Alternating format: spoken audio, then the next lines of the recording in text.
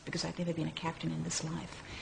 So I started, thinking back and came up with this past experience about being a space captain of a spaceship and being blown up in space, and the planet was being invaded, and all this fighting and blasting going on, and so forth. And at the end of it, he peered over the e-meter at me and he said, "Were you one of the loyal officers?" And at that point, I got this uprush, and I felt, good, I must have been one of those loyal officers. I must have been one of the elite. The young Hannah was appointed captain of Hubbard's No. 2 ship, a 400-ton trawler. His flagship was a 3,000-ton converted cattle ferry. On board, Hubbard had a personal guard called the Commodore's messengers. They took care of everything for him. They dressed him, they got him ready for bed, they lit his cigarettes, they held his ashtray. Most of the messengers were young girls, 13, 14, 15. They were an extension of his communication. So when somebody saw them on the ship or they came up to them, it was like you were talking to him. On one occasion, Jerry Armstrong, who'd been sent on a shore errand, was visited by one of Hubbard's messengers.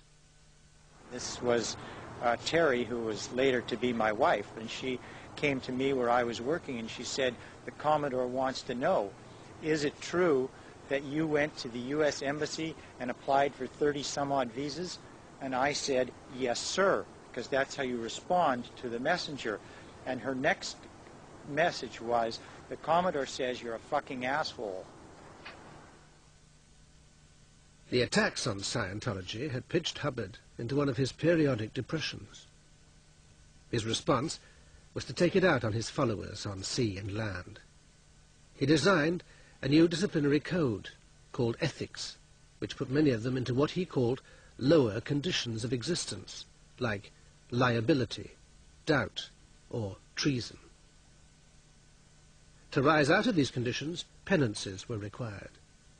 Liability, for example, required you to deliver an effective blow to Scientology's enemies. Everybody was supposedly in these lower conditions, which is quite astonishing because everybody really loved Ron and wanted to contribute to having whatever his dreams might be come true. What happened was it became a very heavy, almost military organization. People changed. I think people became scared. They were scared of ethics, scared of what would happen, and so they became, I think, very intimidated. At sea, the cruelty extended to children. On one occasion, Hubbard was infuriated by a small boy who had unwittingly chewed a telex. He put this 4.5-year-old little boy, Derek Green, into the chain locker for 2 days and 2 nights. It's a closed metal container. It's wet, it's full of water and seaweed, it smells bad. But Derek was sitting up on the chain in this place on his own in the dark for 2 days and 2 nights. He was not allowed to go to the potty. I mean, he had to go in the chain locker on his own, soil himself. He was given food. And I never went near it, the chain locker, while he was in there, but people heard him crying. That is sheer, total brutality.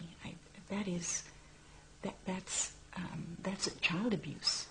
People were in awe of him, and people were frightened of him. He was the boss. He was the dictator. He could order anyone to do anything on board.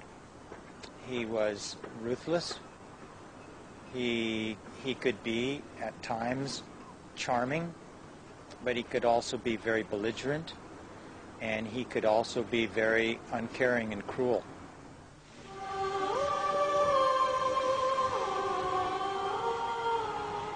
Yet Hubbard's disciples continued to believe in him. In 1968, he took a select few around the Mediterranean on his yacht, the Enchanter, on a project he called the Mission into Time. The task was to find treasure Hubbard had buried during his previous lives. We were in a tizzy, all this excitement of this upcoming, very important mission. And I was amongst one of the chosen, and we sailed off with our metal detectors and went to a variety of locations and did find some metal at the basement of what he claimed used to be a temple, in which he had liaisons with some priestess during his trips to Sardinia. There was metal buried down below, and he was very triumphant during those times. It was very heady stuff for us people. It had a very magical, magnetic, hypnotizing effect on the followers.